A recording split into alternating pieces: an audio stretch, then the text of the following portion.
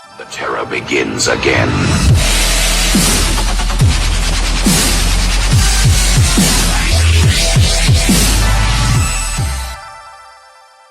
नमस्कार, मेरा नाम है आलोक श्रीवास्तव और आप देखना शुरू कर चुके हैं हमारा episode reliving legends with Alok Srivastava.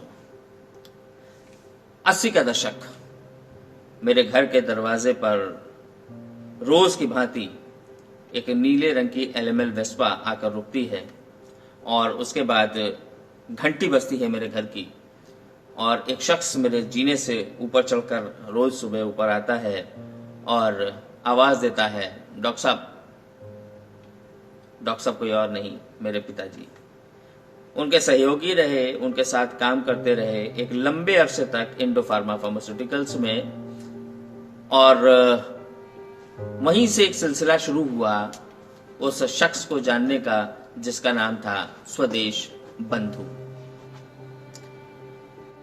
वर्तमान के पाकिस्तान के कराची शहर में लाला मणिराम मेहरा और श्रीमती मानवती मेहरा के घर 1940 में जन्मे स्वदेश बंधु कालांतर में 8 भाइयों और 4 बहनों सहित पूरा परिवार अपने व्यवसाय के साथ पहले अमृतसर और उसके बाद कानपुर स्थानांतरित हो गया। स्वदेश बंधु ने अपनी प्रारंभिक शिक्षा अमृतसर से प्राप्त की और ग्रेजुएशन करते करते कानपुर आ चुके थे।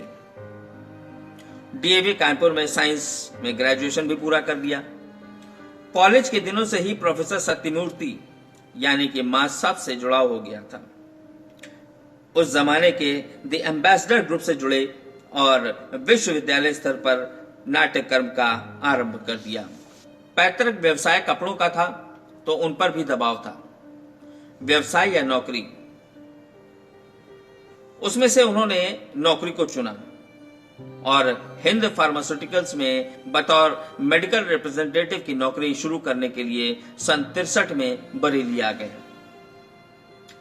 वहां भी अपना कला प्रेम दबा नहीं पाए और रंगमंच छोटे शहरों में बेहद कम ही था, तो अन्य सांस्कृतिक गतिविधियां आयोजित करवाने लगे।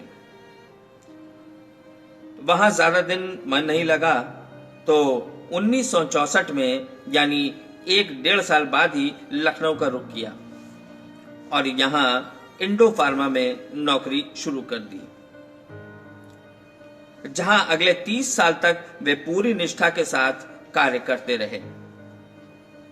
1966 में उनका विवाह अमृतसर की रहने वाली रचना मेहरा जी से संपन्न हुआ और कालांतर में 2 पुत्र रत्नों विशु और शिशु के साथ जीवन यापन के साथ साथ रंगकर्म की साधना में लीन हो गए।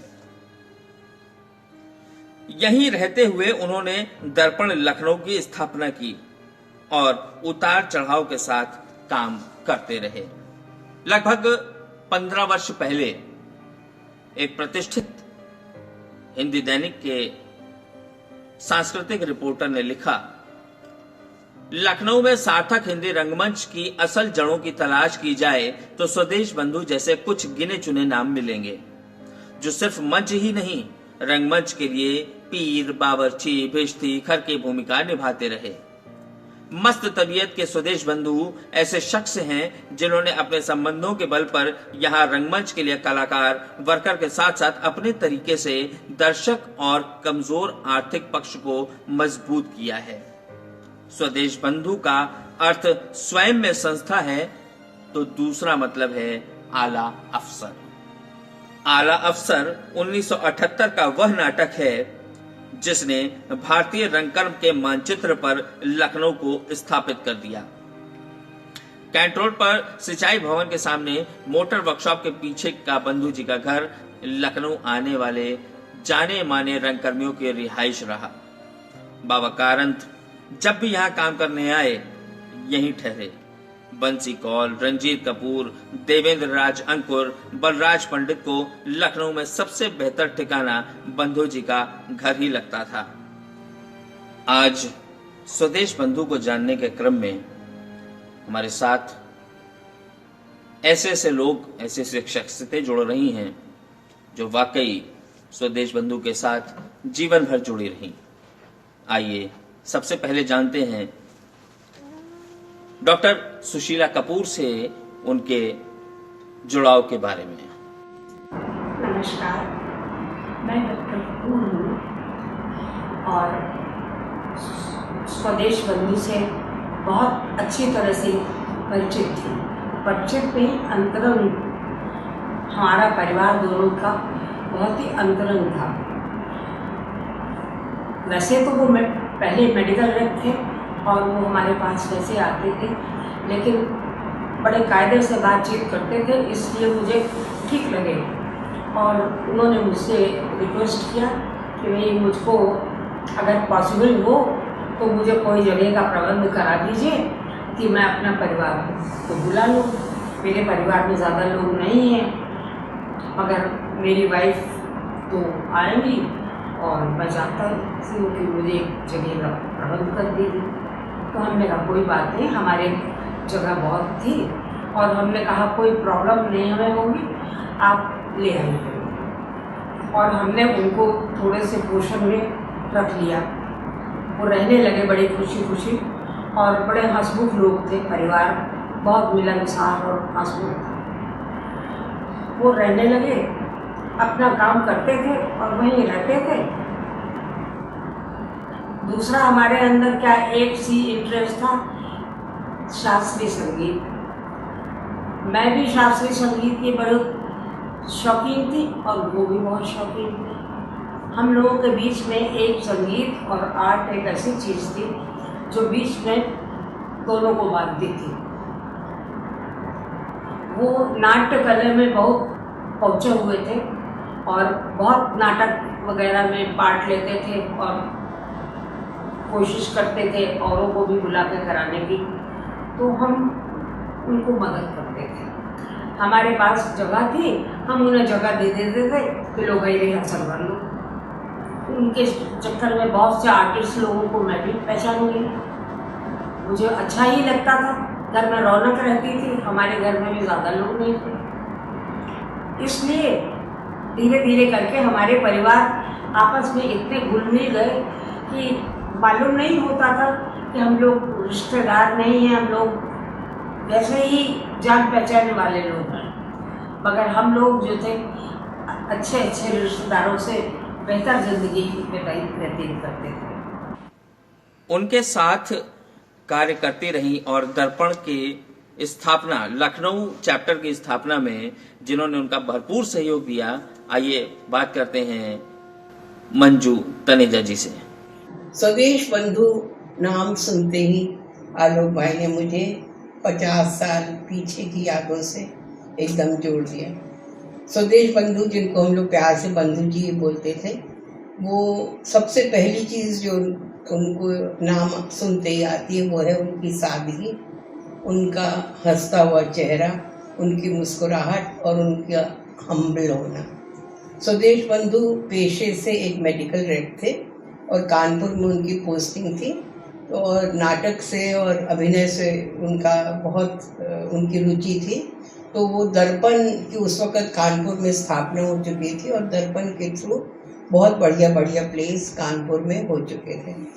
तो जब स्वदेश बंधु जी की यहाँ लखनऊ में बदली हुई तो उन्होंने मन में ये सोचा कि क्यों ना हम लोग दर्पण की एक शाखा लखनऊ में खोल लें, ताकि लखनऊ के जो लोकल कलाकार हैं उनको भी अभिनय का मौका मिले और वो स्टेज पर आएँ और लखनऊ के दर्शकों को भी यहाँ की प्रतिभा के बारे में पता चले।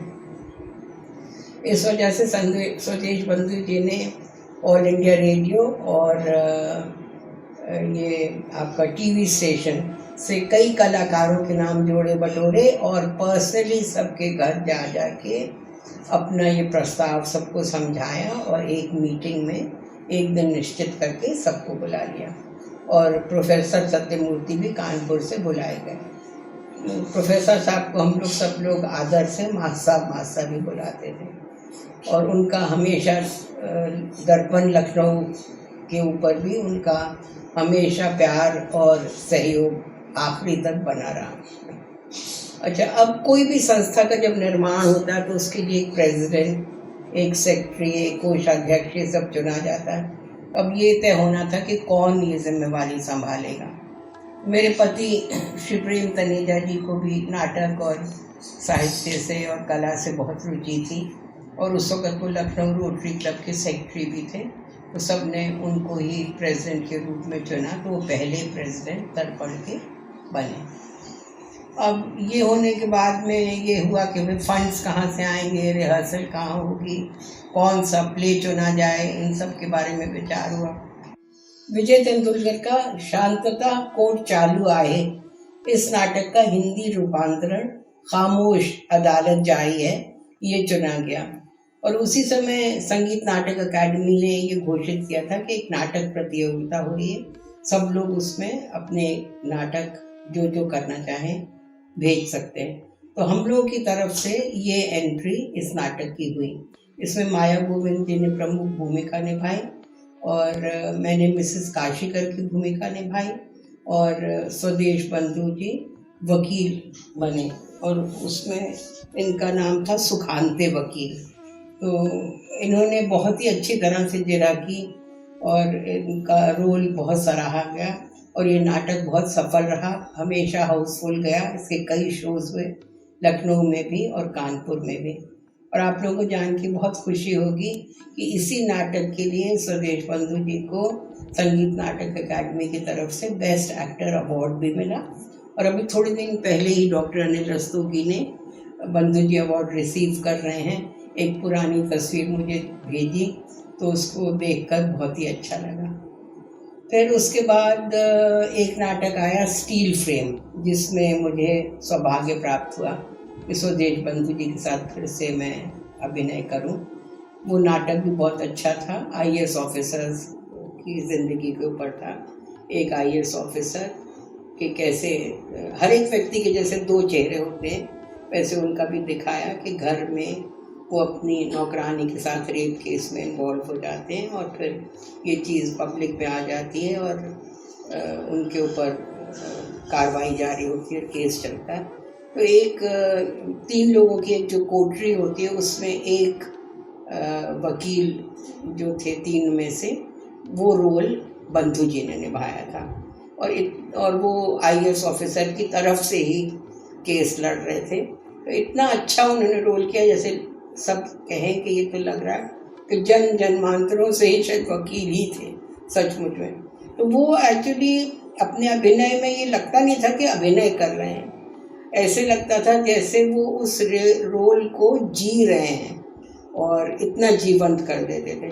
उसके बाद दर्पण ग्रो करता रहा, बहुत से नाटक हुए, है वतन हुआ, पंछी जा पंछी आ हुआ, एवं इंद्रजीत हुआ, कारण साहब, बंसी कौर और बड़े बड़े डायरेक्टर्स, उर्मिल कुमार, थपेलियाल जी, इन सब लोगों का बहुत योगदान रहा। और दर्पण ग्रो करते करते 50 साल में इसने अपना 50 साल भी पूरे कर लिए।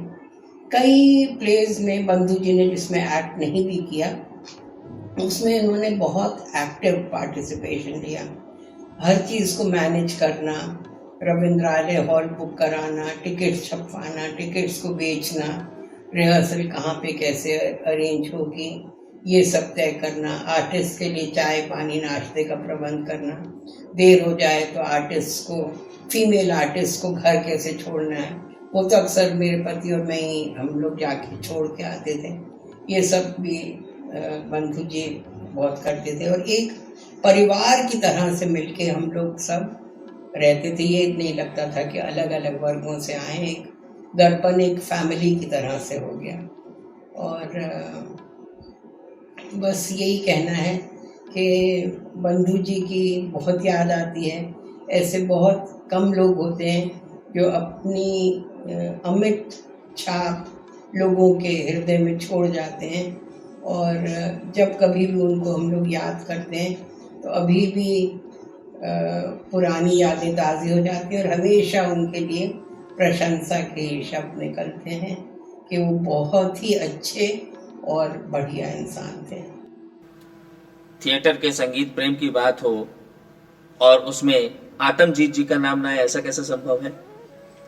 आतमजीत जी ने स्वदेश बंधु जी के साथ तमाम थिएटर्स में काम किया। आइए जानते हैं आतमजीत सिंह जी से कि उनके साथ स्वदेश बंधु जी का संबंध कैसा रहा। स्वदेश बंधु लखनऊ रंगमंच के ही नहीं बल्कि उत्तर प्रदेश के रंगमंच के एक सिद्ध अभिनेता थे। बहुमुखी प्रतिभा के धनी बंधु जी अभिनेता होने के साथ साथ एक अच्छे संगठनकर्ता भी थे।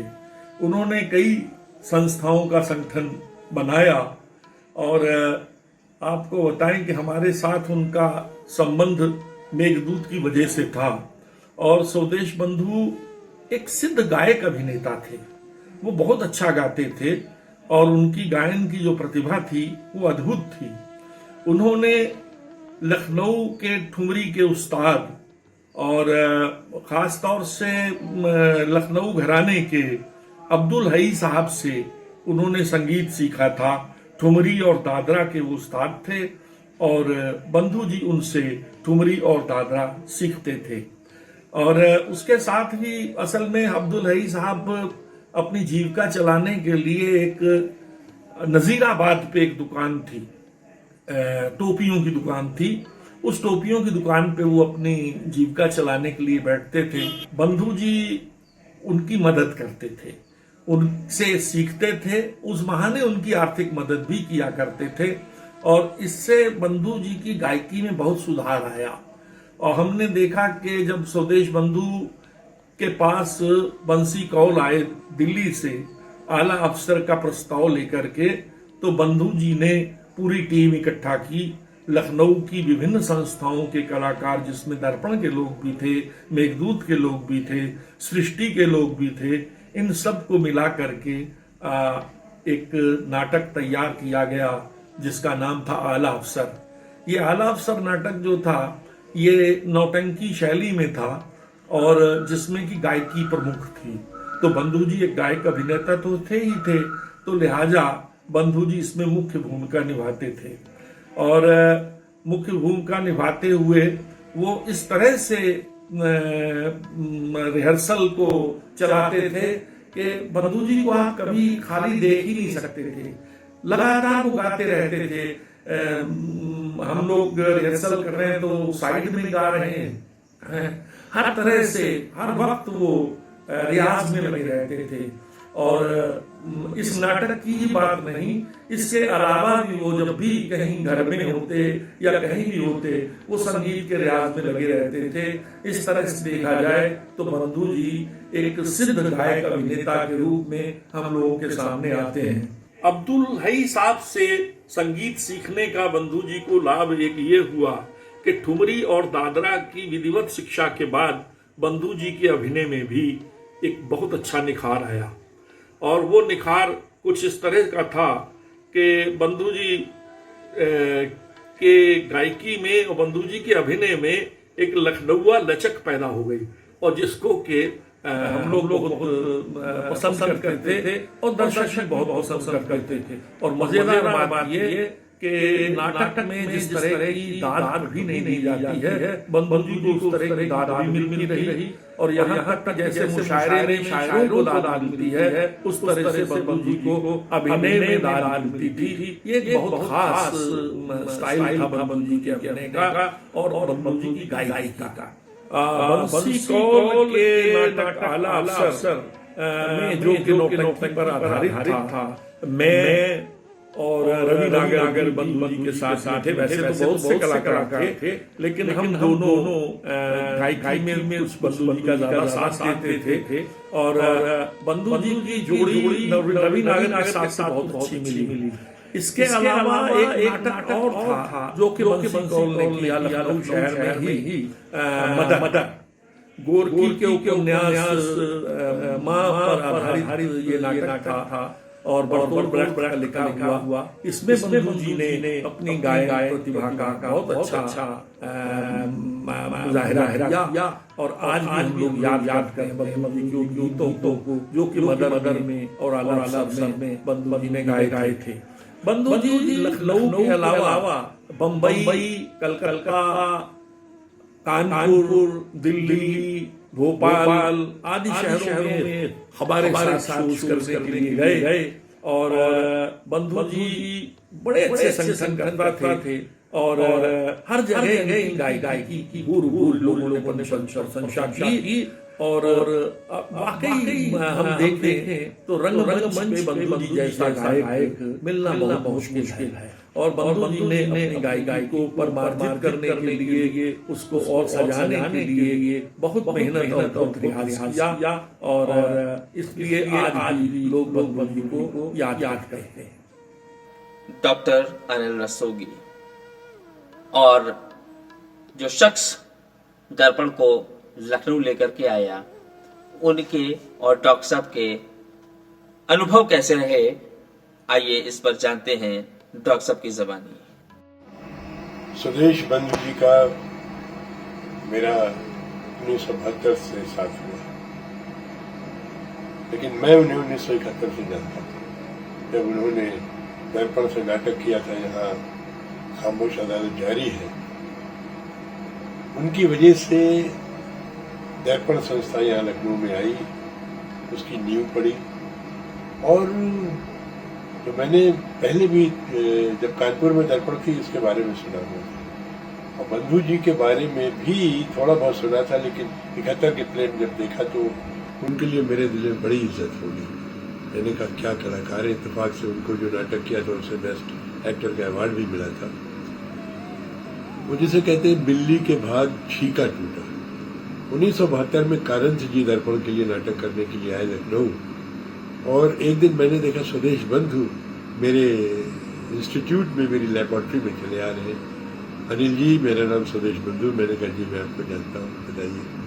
कहने लगे ये दर्पण से एक नाटक हो रहा है वदन, कारंथ जी दिल्ली से आए, हम चाहते हैं कि आप उसमें हिस्सा लें। उस समय कुछ ही महीने पहले मेरे बाबूजी की डेथ हुई थी, तो करना अच्छा नहीं लग रहा था, लेकिन चूंकि बंधु जी आए थे, नाटक का शौक था, पता लगा कारंथ जी आए हुए हैं, तो मैंने घर में माँ से परमिशन लेकर के मैंने उनको हाँ कर दी और रिहर्सल में जाने लगा। अगर मैं ये कहूँ कि आज मेरा जो भी कैरियर है उसमें बंधु जी का बहुत बड़ा हाथ है, तो ये अतिशयोक्ति नहीं होती। वो मुझे दर्पण में लाने वाले थे। फिर तो उनके साथ एक लंबा सिलसिला चला। हालांकि मैंने उनके साथ बहुत ज़्यादा नाटक नहीं किए, लेकिन उन्होंने जो दर्पण में नाटक किए, इत्तेफाक से जब हमें उनको साथ करने का मौका था, मैं यहाँ थाने में विदेश गया हुआ था, लेकिन उन्होंने जो भी नाटक किए, स्टील फ्रेम किया, खामोश अदालत जारी है तो किया ही था। उसके बाद उन्होंने व्यक्तिगत नाटक किया दर्पण से, शोभना के साथ में 2 कैरेक्टर्स करते, और उसमें उनकी रेंज और डेप्थ देखने को मिली। क्या एक्टर थे।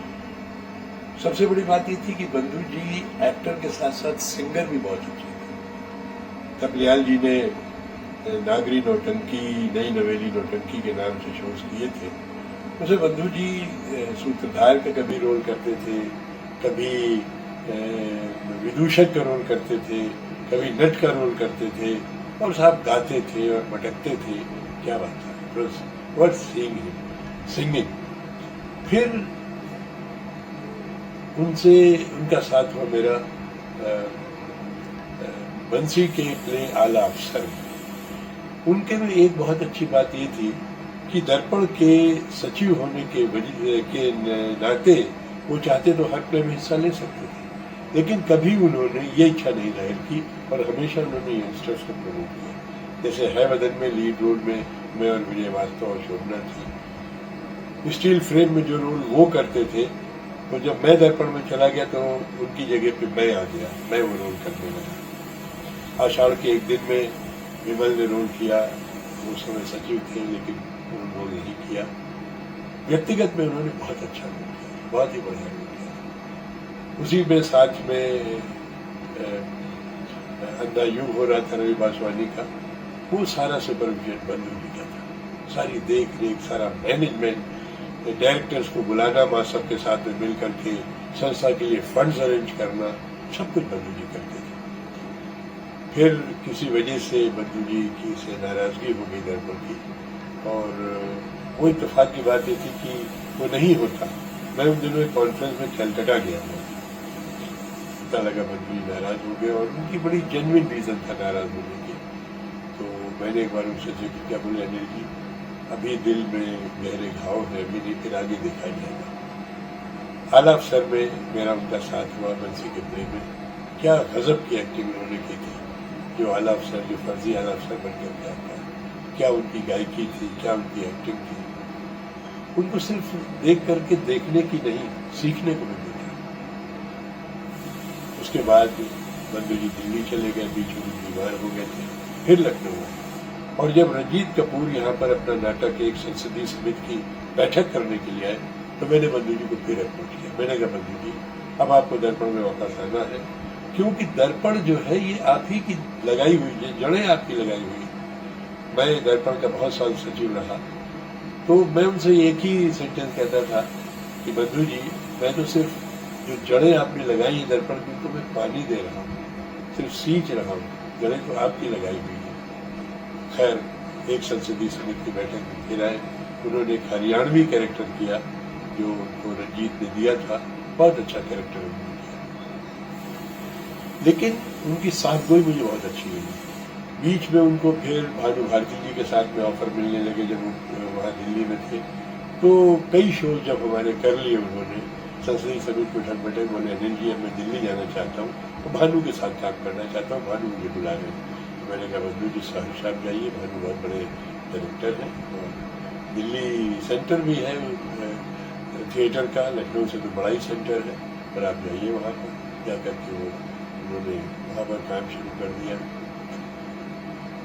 उसके बाद मेरा बंधु जी का ज़्यादा, हाँ बीच में रंजीत कपूर ने एक फिल्म बनाई चिंटू जी, उसमें मेरा बंधु जी का बड़ा साथ रहा। हम लोग साथ ही रहते थे, कमरे में हम लोग साथ स्टे करते थे, वहाँ भी बंधु जी से तमाम उनके एक्सपीरियंसेस शेयर करने को मिलते थे। तो बंधु जी बहुत अच्छा रोल किया।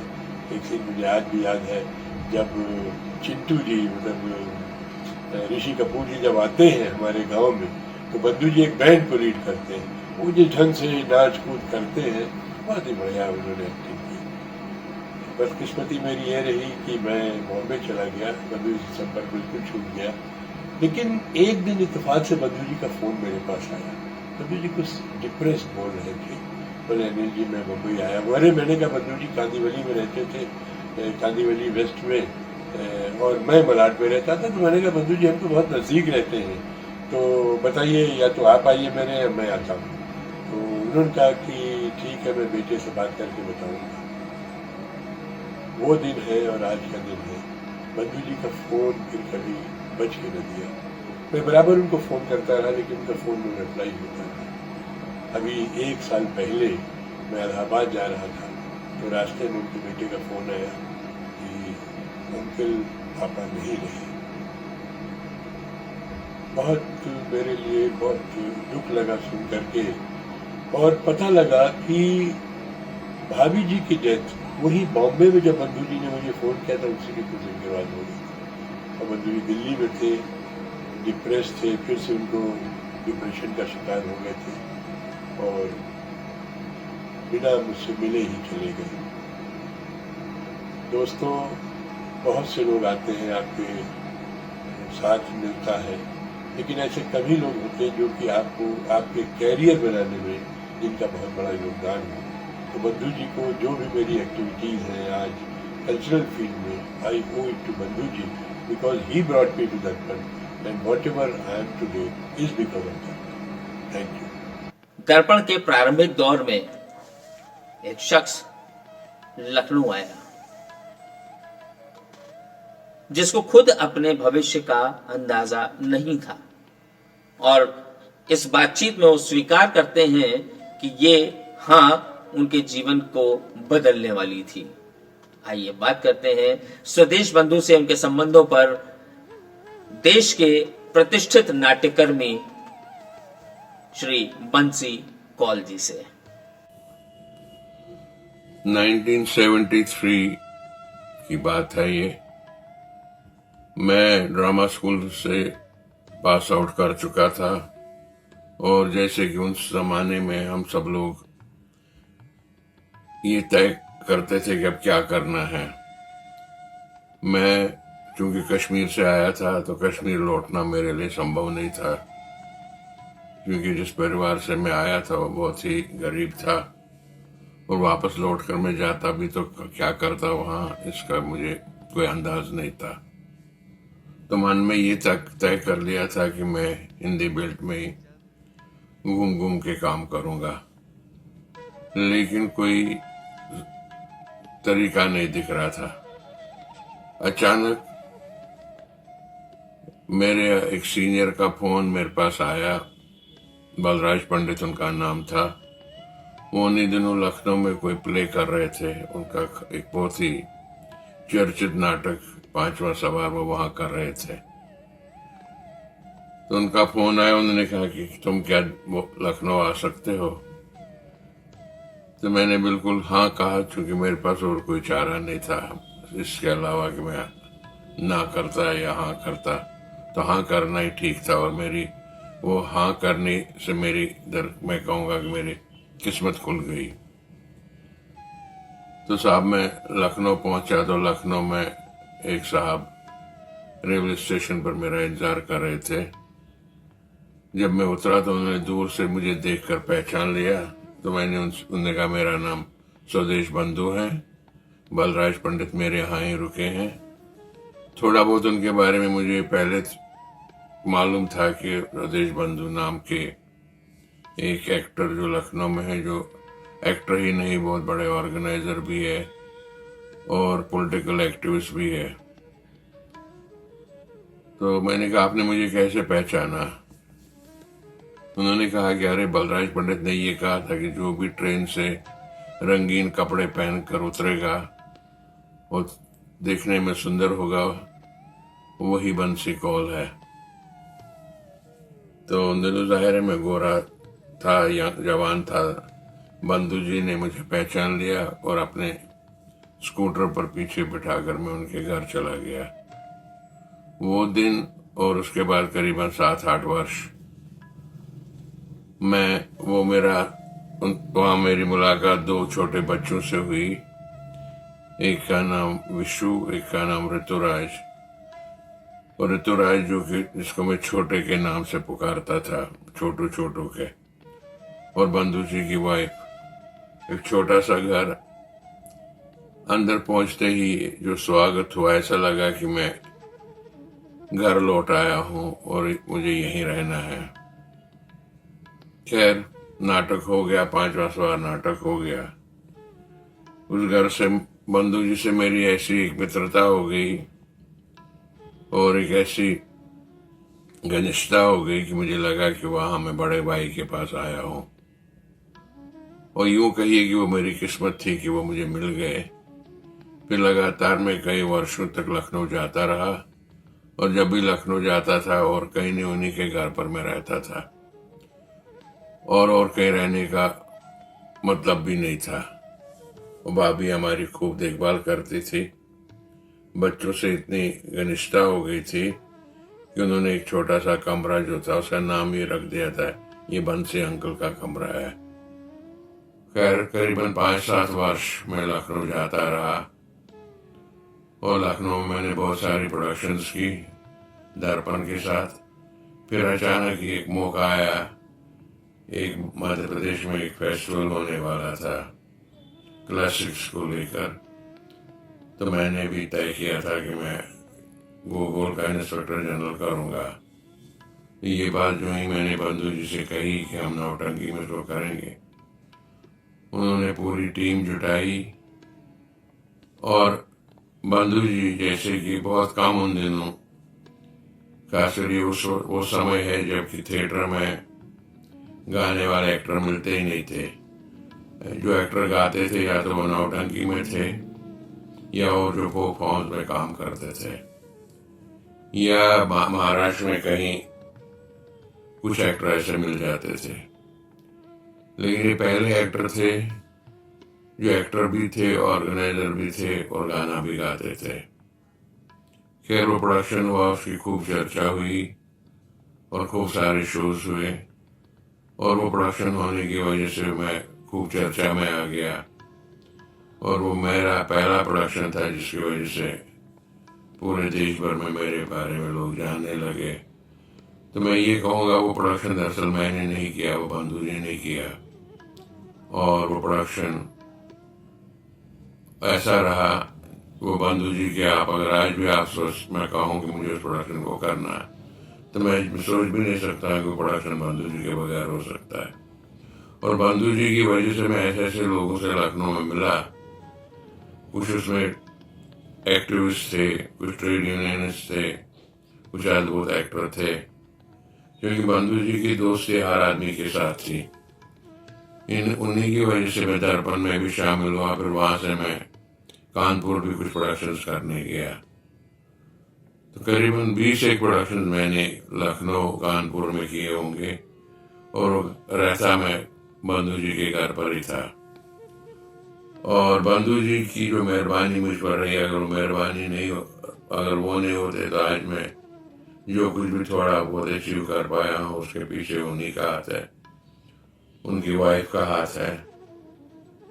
और बीच में अचानक कुछ वर्षों तक मैं उनसे मिल नहीं पाया। मैं भोपाल चला गया, थोड़ा उधर इधर बिखर गया था, इस वजह से मेरी उनसे अचानक जो है एक कॉन्ट्रैक्ट खत्म हो गया था।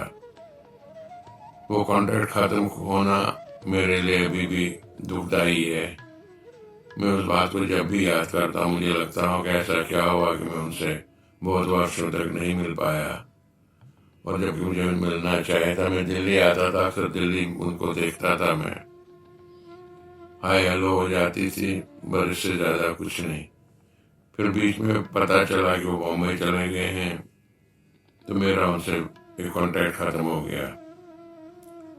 उनके अचानक एक दिन मुझे दिल्ली में पता चला उनकी डेथ हुई है, और मैं उनके बेटे के घर गया, तो ये मुझे मालूम नहीं था कि वो द्वारका में ही रहते थे। और उस दिन मुझे इतना अफसोस हुआ कि जिस आदमी ने मुझे यहाँ तक पहुँचाया, उसी आदमी से मैं आखिरी दिनों में मिल नहीं पाया। और बीच में जो एक वक्फा रहा, एक गैप रहा उनसे न मिलने का, उसका मुझे अफसोस रहेगा। बंधु जी एक अद्भुत ही व्यक्ति थे। मैं अक्सर उनके साथ मेडिकल रेप थे और मेडिकल रिप्रेजेंटेटिव्स की यूनियन भी चलाते थे। अक्सर वो लाल रंग का बैग लिए हुए जब भी शहर में घूमते थे, अपनी दवाइयाँ बेचने के लिए या हॉस्पिटल में जाना या डॉक्टर से मिलना, मैं भी उनके पीछे बैठ जाता था। रास्ते में कम से कम उनका स्कूटर जो है वो 50 जगह रुकता था, या वो कोई रिक्शे वाले के यहाँ रुकता था, या कोई छोटा दुकानदार है उसके यहाँ रुकता था, या अचानक कोई दूर से आवाज मारेगा अरे बंधु भैया, और बंधु भैया रुक जाते थे, अपने बैग में से टॉनिक की बोतल निकाल कर उन्हें दे देते थे। अक्सर मैंने उनको देखा कि रिक्शे वाले खासकर जो उनके घर के बाहर खड़े रहते थे, वो वेट करते रहते थे बंधु जी निकले और वो उनसे कुछ दवाइयाँ ले ले। तो मैंने देखा कि जो दवाइयाँ उन्हें फ्री में अस्पतालों और डॉक्टरों को बांटनी होती थी, वो गरीबों में बांट देते थे। वहाँ एक बहुत बड़ा लखनऊ में रविंद्रालय एक थिएटर था। जब भी मैं उनके साथ वहाँ जाता था, वहाँ के माली, वहाँ के चपरासी, सफाई करने वाले ऐसे दौड़ के उनके सामने आ जाते थे और वह अचानक अपनी 10-20 बोतलें उनको बांट देते थे। तो उनमें एक अजीब तरह का उनकी मानवीयता थी और अजीब तरह के ह्यूमन बीइंग थे। अद्भुत एक्टर, अद्भुत ह्यूमन बीइंग और अद्भुत दोस्त। मैंने ऐसा आदमी न कभी देखा है, न मुझे लगता है ऐसा दोस्त मुझे कभी आगे मिल पाएगा। हम सब के बीच स्वदेश बंधु एक मधुर मुस्कान, अपने एक अनोखे अंदाज और अपनी जुझारूपन के लिए हमेशा याद रखे जाएंगे। अगली कड़ी में हम प्रयास करेंगे कि फिर किसी ऐसे व्यक्तित्व को आपके बीच लेकर आए जिसने रंगमंच को, कला को और संगीत को एक नई दिशा प्रदान की हो।